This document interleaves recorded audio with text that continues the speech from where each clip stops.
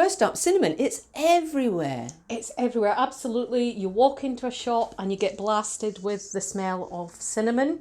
Although I have to say, JJ, I'm not convinced it's real cinnamon that they burn in these candles Probably and not, vaporizers. no. Yeah, to me it smells a little bit different from the cinnamon that I use in my vaporizer at home. But yeah, that's the real signal it's Christmas season. You walk in the shops, woof, you get that blast of cinnamon as you walk in. And cinnamon is just one of a number of spices and herbs that we do associate with the Christmas period. So what does cinnamon do for us then? Cinnamon is, well, it's a sweet spice, so it's used, it can be used in curries and savoury dishes, but we do often use it in sweet dishes. It's a warming spice as well, so sweet and warming, good medicinally for circulatory problems. It's great for the digestive system, and of course a real benefit of cinnamon is because it's sweet, it actually means you can actually use a little bit less sugar when you're baking or cooking as well. So pretty good if you're trying to cut the sugar down in your diet. Oh, that's good to know. So when we do all these cinnamony desserts and baking, cakes and stuff like that, we're actually doing ourselves some good. We are doing ourselves some good, but to really benefit from cinnamon, you probably need to be using it on a regular basis and taking a reasonable dosage of it, and probably not having it with too much sugar either. The thing is, cinnamon is a fantastic herb to use for problems like type 2 diabetes. And people that suffer from type 2 diabetes probably should be eating a little bit less of the cakes and the sweet things that we have the cinnamon in. But it is a really interesting plant in that it's used for insulin resistance. It actually activates insulin receptors on the cells of the body, so it makes insulin more effective. So although having it in a cake is not going to give you that great medicinal property and help you manage something like type 2 diabetes, anything that can help you cut down on sugar and is going to activate those insulin receptors has to be good. And then another couple of, are they spices? Are they herbs? Frankincense and myrrh. They're associated with Christmas, of course, as well. They are. They were gifted by the three wise men. And yeah, they're very much associated with Christmas. I would call them, they're not spices, they're would you call them herbs? They're resins, they're tree resins. And they have very important medicinal properties. The reason the three wise men bought the gifts of gold, myrrh and frankincense is they were all incredibly valuable. And myrrh and frankincense have a long tradition of medicinal use. Probably went out of favour for quite a long time and are coming back to the foreground again now. But they're very antiseptic. I mean, basically what they are is the resins that are produced when a tree's had some damage. So I guess you could call them tree blood. And I'm sort of thinking, probably vegans out there might not like that term, but if a tree gets damaged, it produces resin to actually protect itself. And that resin has to be incredibly antiseptic to stop the tree getting an infection within its cut. It's just like amber then. Yeah. Or think about pine forest. I think, well, certainly I've been out occasionally and touched a bit of resin off a pine tree and it's incredibly sticky and incredibly antiseptic. So pine resins, ambers, etc. Yeah, they're all very resinous, they set hard, and they all have very important immune potential. And frankincense and myrrh, you can use them separately, but I think they work even better if they're used together. Am I right? I've just recently come across some information which suggests that using them together may actually be much better than using them individually. Historically, I've used boswellia, which is frankincense, for inflammatory conditions. So we tend to use it for problems like arthritis, Crohn's disease, psoriasis, anywhere where we're seeing autoimmune inflammation going on. And with myrrh, I tend to use it more for infected conditions. So I've used it for people with recurrent cellulitis, gum infections, bone infections, and also there's a particular myrrh called Google that I use for thyroid. So historically I've used them separately, but actually just the other day on my Facebook feed, here comes this information through that suggests that historically they were used together, and actually research now shows that if you use them together, they potentiate each other, they actually enhance each other's effects. I think like giving each other a leg up effectively. And so that's something I'm going to explore an awful lot more, because I think there's a lot of interest in looking at plants in that way. Yeah, it's fascinating, isn't it? It's almost like nature working in community. Absolutely. I mean, we do understand that herbs do work synergistically and they support each other's actions. What's really fascinating is that our ancestors knew that. They were doing this thousands of years ago, and hundreds of years ago, and it's something that's actually just coming to the foreground again now because we're actually able to research what's happening with plants together. When I was studying, worked for Napier's Herbalists in Edinburgh, and Dee, who owns Napier's, had Duncan Napier's old recipe books, and we used to make his traditional formula. And something that's come to light recently is that the way that he prepared his herbs, by blending them together before extraction, actually really increased the active constituents of certain compounds. So it actually made the medicine much, much stronger by extracting them at the same time, rather than extracting them individually and then mixing them together. So there's a real synergy there. And I think over the next few years, we might see much more of that becoming of interest to medical herbalists. Fascinating, isn't it? And myrrh itself, it tends not to be as recognised as frankincense in terms of its medicinal properties, but it is quite effective, isn't it? Well, very effective, in fact, isn't it? It is, yeah. I think frankincense has come to the foreground partly because I think the fragrance from frankincense is a little bit more pleasant than myrrh, although I quite like the smell of myrrh as well. Yeah, and, so do I. Yeah. And I think there's a lot of research gone into frankincense. If you go online and put in Boswellia serrata, which is its botanical name, you'll see paper after paper after paper coming up. And I'm not sure that myrrh has had just so much focus, probably because it's, there's so much autoimmunity going on in health conditions now that anything that's tackling that is going to be of more interest. But myrrh, I think, is a really interesting remedy. I have two types of myrrh that I have in my dispensary. There's a Commiphora molmol, which is the myrrh that I learned about in herb school. And I've also got Commiphora mucul, or I'm pronouncing it mucul, I think that's how it's pronounced, but it's Google, Guggul. And I came across Google through my interest in Ayurveda, because I think it's good to look at other traditions in herbal medicine. And Google is a really interesting herb. In Ayurveda, they say it scrapes deposits. They use it for cleansing the blood vessels, so things like high cholesterol, plaquing within the arteries, etc. They use it for infected states, and it's Google that I've tended to use when I'm looking for a sort of alternative to antibiotics. So once again, these old remedies really can help transform our health and bring us back into balance, which is so important. Absolutely. And if you think about it, I think, was it 1928 we discovered antibiotics? They're less than 100 years old. Frankincense and myrrh have been used for 5,000 years now. And, we didn't have antibiotics back in the day then, in those biblical times. And so they would use these plants as an alternative to antibiotics. Now, in my clinical practice, say somebody walks through the door with cellulitis, I'm not going to be giving them myrrh. I'm going to be sending them straight back to the GP to get an antibiotic, because you want something really, really fast acting in that situation. But what I would tend to use is if I've got somebody coming through the clinic door that has recurrent cellulitis and is repeatedly having to take antibiotics, that's when I'll come in with myrrh at a low dosage to try and prevent infection. These resinous plants are actually quite hard on the digestive system, so I think they're hard to use in the big heroic doses that you need to really tackle infection head on. But in small doses, I think they're very good at preventing infection. So cellulitis is one that I've had great success with.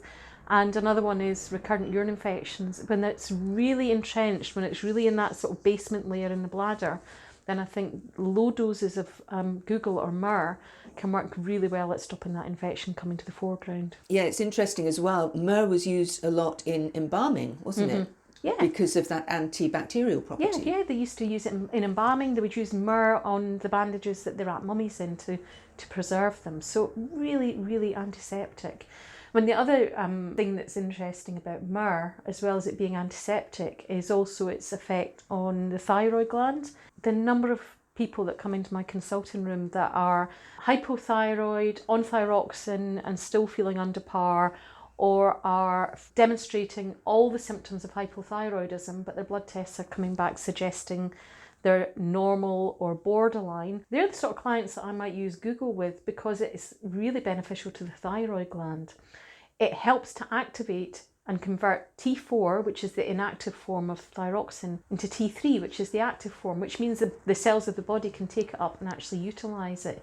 And that conversion is a real issue because orthodox medicine doesn't acknowledge it really. You get thyroxine if you have elevated TSH and low T4 levels, and if you don't tick that box and fall into that bracket, then you're a bit of a square peg in a round hole. But I think Google can be really helpful in those situations, because I think it just adds a bit of dynamism into how the thyroid's working. That sounds really good. A lot of women are suffering from hypothyroidism. It's a common thing. Yeah, and you mentioned women. Predominantly it is women that have thyroid issues, although we do occasionally see men with them, but it does particularly affect women. Typically, we'll see women coming in after menopause, and that's when the thyroid problems will start to present. So it's part of that sort of hormonal chaos that can ensue as we go through the change. Yeah, but it's great to know that there is something natural that can bring us back into balance. Fantastic, yeah. So that's frankincense and myrrh. Now, one of the other herbs that's associated with Christmas is sage. Yeah, it's actually quite timely that you mentioned sage, because we just spoke about menopause there, and actually sage is one of the herbs that we do use for menopause. But first of all, let's just look at what sage is and why we use it. Whenever we think of sage, whenever I think of sage in cooking, I think of sage, rosemary and thyme. Yes. And they're all pot herbs. And when I say pot herbs, I don't mean we smoke them. I mean pot herbs as in they go into the cooking pot, and traditionally they've been used for preparing meat. Again, we think back to what happened in years gone by. We didn't have refrigeration back in the Middle Ages. Meats could easily go rancid, and we could get food poisoning from them. So these lovely aromatic herbs were used in cooking, not just because they tasted good, but because they actually helped to kill off infection. And what we find when we look at modern research is that all of them are very active against salmonella. So sage helps to keep bugs at bay. And it's through that reason that we've tended to use it in cooking and in stuffing, and particularly in poultry cooking. So the sage and onion stuffing, as well as tasting nice, will also keep your bird a bit cleaner as well, generally. Nice. I actually came across some data last night, because I always do a little bit of research before we come together, just to look at a bit of the history. And I came across some interesting information about actually feeding sage to your poultry flocks.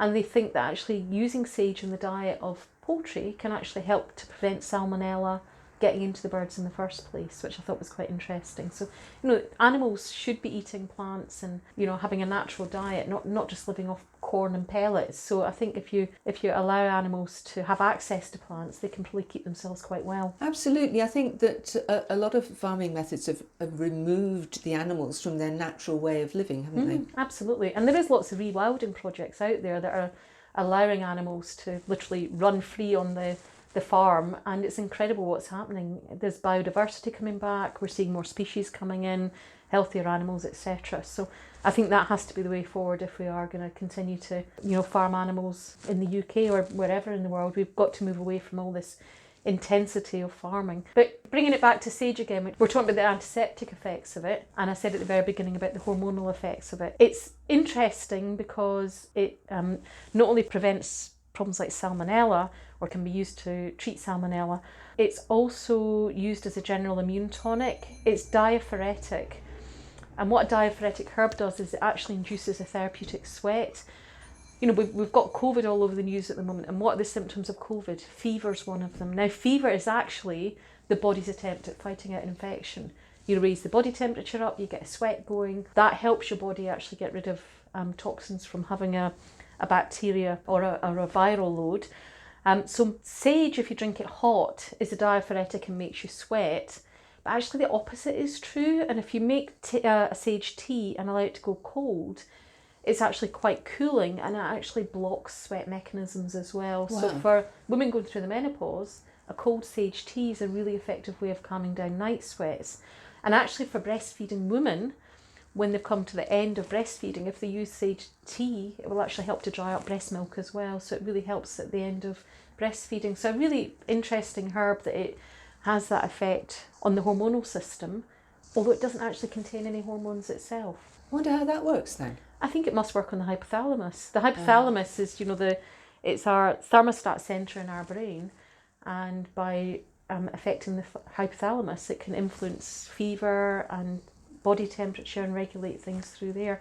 In terms of sweating, I think it just has a drying effect. It just dries things up. Yeah, fascinating, fascinating. So that's sage, and then of course we always, or not all of us, end our Christmas lunch or any sort of festive occasion with mint. Mint chocolates, mint tea, mint anything. Yeah. Why do we do that? We do that because mint is a really good digestive remedy. So it's bitter, it's aromatic, it helps the liver and gallbladder break down fats, so it aids the digestion of fatty food, and it's carminative as well. So it helps with bloating and wind and irritable bowel symptoms as well. So that's why it's traditionally been used as an after dinner mint or sweetie, etc. I should have actually checked out the data to see what happens with mint sales at Christmas time. But I would imagine we sell more mint sweeties at Christmas than any other time of year. So it can be a useful remedy, but it's not going to help you if you've just completely overdone it at the Christmas table. You know, you have to be sensible. You know, you can't be a total glutton, or you'll end up like that Mr. Creosote from Monty Python, and that wafer thin mint or wafer thin mint at the very end was just the thing that finished him off. So yes, it's a great digestive, but do not think that after dinner mint is going to make up for the fact that you've had a complete feast and overdone it. Yeah, absolutely. And I have to say, actually, coffee is quite good for the digestive system as well. And personally, I mean, you probably think medical herbalist, she's going to drink herbal teas. I'd much rather have a nice little dark shot of espresso after a meal, because it too is a plant, and it has lots of health benefits. But a good dark coffee is incredibly bitter, and anything bitter is going to help your digestive system. It's funny, isn't it? Somebody said to me the other day that she didn't understand why I wasn't drinking herbal tea all the time. And I said, well, ordinary tea, black tea, green tea, it's a plant, it's herbal, it's, organic. It's got health benefits as well. Yeah. Absolutely. Yeah. Yeah. So that's fascinating. So we can go into this season knowing a little bit more about some of the herbs and spices that we traditionally use, but also knowing what they can do for us. Brilliant. And they can help us transform what might be a less than pleasurable experience into something a little bit more enjoyable if we use them properly, I guess. Absolutely, yeah. You can use them for, to embellish your food, your diet. They can enhance your health in many different diverse ways. They bring aroma and colour to the table. And it's not just the medicinal herbs, it's the plants that we decorate our homes with as well. If you think it's ivy, it's mistletoe, it's holly, these have all come from a long tradition where plants have actually been centre to our festivities. And quite rightly so, plants should be at the centre because they are at the centre of our lives. Without them, we would have no shelter, no food, no clothing. They are a big part of our world. So I think they deserve a place at the table. They certainly do. And it would be great if more of us could really work with the plant kingdom rather than against it. So nurturing our plants and understanding what they do for us, but also giving back and just allowing them to thrive, and even asking their permission when we use them. I have an aloe plant at home that I use to heal skin issues, and I always ask if I can use a leaf. I think it's polite, yeah, it's absolutely, only polite, and respectful, yeah. And I would hope that we've all had a really challenging year with the pandemic. One of the things that happened early in the year during lockdown is that people reconnected with their natural environments. They reconnected with the kitchen. There was a lot more cooking from scratch. I mean, you couldn't buy flour or yeast; it was just like gold dust. But people reconnected with the simple pleasures of living. And I'm hoping that's something that we take forward, that, if people started to garden, that they continue to garden, they discovered wild places, they started to reconnect with nature again. And I think we need that moving forward. The vaccines, in fact, the vaccine's just been launched just recently. And I'm sure that will help to steer us out of this pandemic. But actually the thing that really needs to steer us out of it is that we need to take stock on everything that we do, how we rear our animals, which we've touched on in terms of rewilding, how we look after ourselves, what we do with our diets, reconnecting with plants, etc. That's how we're going to stay healthy. We're not going to stay healthy by getting a vaccine. We're going to stay healthy by eating properly, being out in nature and living a natural life, because we are natural beings. Absolutely. And on that note, thank you very much. Let's hope that going into 2021, more of us will start living like that. I really hope so. Yeah. Thanks, JJ.